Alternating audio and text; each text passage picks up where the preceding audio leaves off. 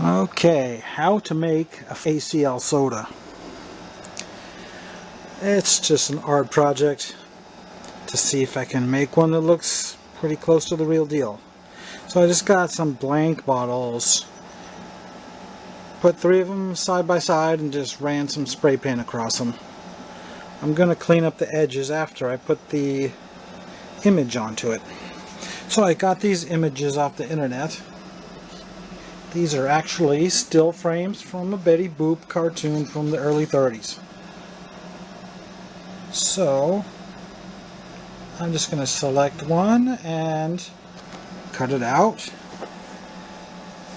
It's about the right size to go onto here.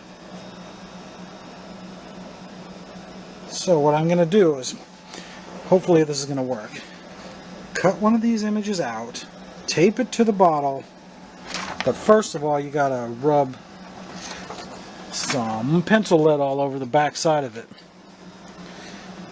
I learned this trick in school. Kind of a primitive technique for tracing something, but got to put down a heavy layer of lead on the back side.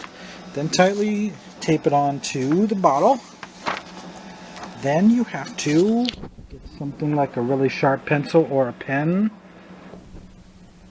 You know, you got to go exactly on the lines. Draw everything there is. I'm just going to leave a trace of the lead all over the white paint. Then you got to go over it again. A black Sharpie, the finest tip available. Okay, here it is. It's about the perfect size to fit on there. And then I'm going to handwrite Betty's Better Beverages or something like that on the neck of it. It's going to be a generic one with no city listed because that's just going to make it an extra difficult project to try and pull that off. Got it all scribbled up with. Got some nice lead all over the back of that, so let's tape it on there and give it a go. I couldn't even find any proper tape, but these elongated stickers will hopefully do the trick. Okay, the stickers are definitely not strong enough to keep it staying on there. But as you can see, it is transferring the lead onto there. So hopefully I can reline this back up so I can finish the drawing. Okay, I think I'm going to try going over it with a Sharpie just to make sure it's actually even going to work, because really you're not supposed to use Sharpies onto paint. It kind of ruins the tips, kind of dries out the ink.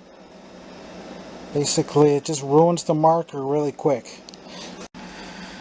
Okay, I've got it all filled in. I used a ballpoint pen that, as you can see, when the light hits it just right, there's a shiny part where the ballpoint pen went over it. So anyway, I got it started. Let's peel this off of here.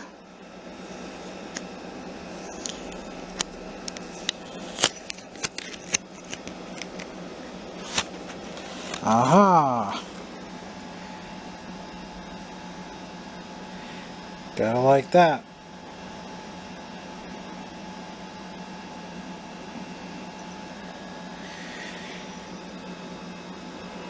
Might be working even better than I thought it would. Alright, I'm finished. Can you believe it? Pretty incredible, isn't it? Looks like the real deal. So now I just have to clean off the edges somehow. Got to scrape off the excess paint, perfectly squared off. Then I guess I'm going to put a neck label of something. It's got to have some kind of a company name on it. Got to say some kind of beverages. So that's going to be potentially difficult. And then whether to put the name on the back of some kind of bottling company and some kind of city name on the back, that's going to be really complicated. Unless I decide to just make it a script type of writing. Okay, I've started scraping away the excess paint.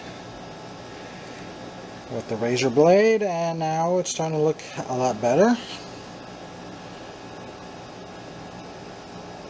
So the next thing is to decide whether to scrape away all the paint on her dress and make it a green dress, and the headband should also be green, I would think. But that's some pretty tedious work, and if I don't do it exactly perfectly, it's going to look pretty bad. But there's just too much whiteness in there for me to leave it like that, right?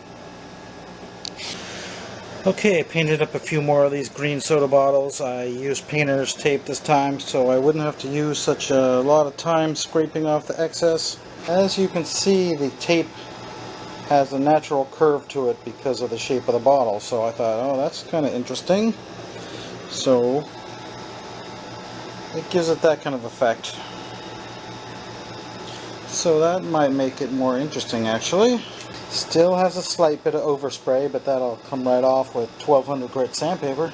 Well, I kind of ruined this one. The paint was really weak over this way, so I had to add some, and then it kind of got out of hand, and then I used some 1200 grit sandpaper to even it out, and then I got a couple thin spots in the paint. So it's not looking too great anymore, but I'm still going to try and finish it off. But for now, my new design. That should look great.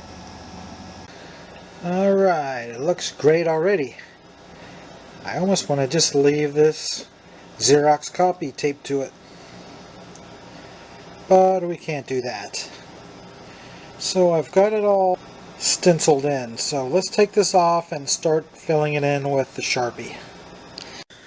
Okay, so pretty neato. Okay, there we have the original and the new one. I probably will scratch away her dress and reveal it as a green one as well. Possibly even color it in red. And now we're on to the third one.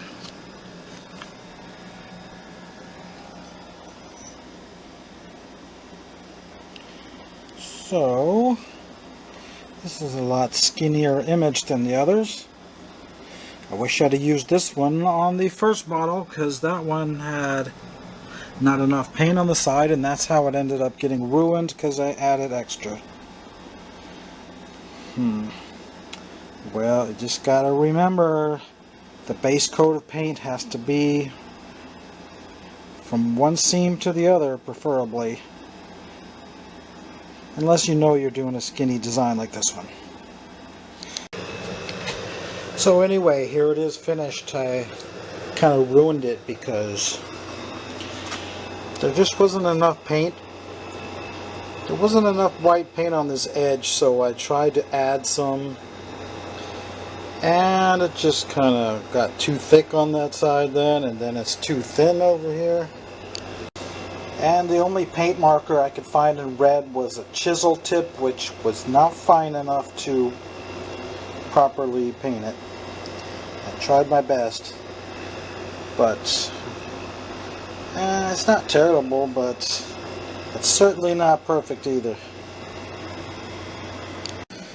But I have since ordered these fine tip, so I think this is going to be a lot better for me. The next project is going to be a baby nursing bottle. I got a whole bunch of these, new old stock. They're just blank on the front, so I figured, well, they're pretty much useless. I tried selling lots of 3 of them on eBay for $9, and nobody was buying any of them. So I figured this is the only thing I can do with them. So I'm going to go over it the same way as that last one, with the pen and pencil technique. Okay, we got that finished. So what have I learned? There's only one problem with it.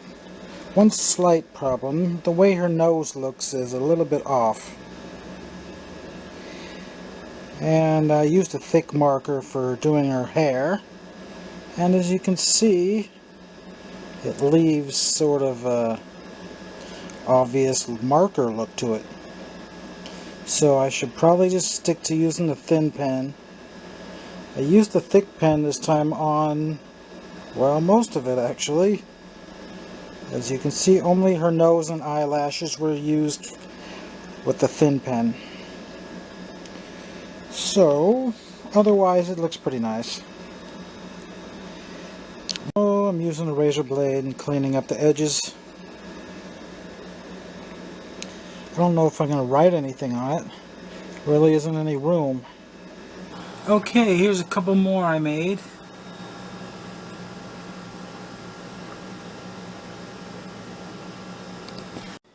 And here's one I'm getting ready to do. I just rubbed pencil lead on the back of it. So I got it nice and evenly lined up. And I got the masking tape. And it's the right height from the top and the bottom. So let's do this one and see how it comes out. Okay, this is a learning experience for me. I'm learning how to, well, let's just say I used the cheapest white paint I could get for something like $1.50 a can, and it was so bad. Okay, look at the paint. It came out all bubbly and just, I don't know why it came out looking like, I don't know what happened to the paint, but it got messed up really bad. Now I'm going to have to sand it and hope it looks good. As far as the image though, it looks quite good. I'm getting better. Another thing, this white paint, this cheap spray paint takes days to dry. I spray painted this and then I transferred this on and then it got all smudged on there because it wasn't fully dry. I waited about 8 hours, but it still didn't dry very well. But now it's been 24 hours, so I'm going to try again. As you can see, the black paint, the black Sharpie didn't quite come out 100% good because the paint was still a little bit damp. Another thing, this cheap paint is too glossy and it ruins the marker. As you can see, I have a brand new marker and it's already ruined. I can't get the ink to come out. Okay, I got it all inked in, but as you can see all that pencil lead smudging on there, I have to wipe that off with a wet cloth, and that is going to ruin the ink. So that is yet another learning lesson. I have to wait for this ink to dry for probably 12 hours just to very lightly wipe that down.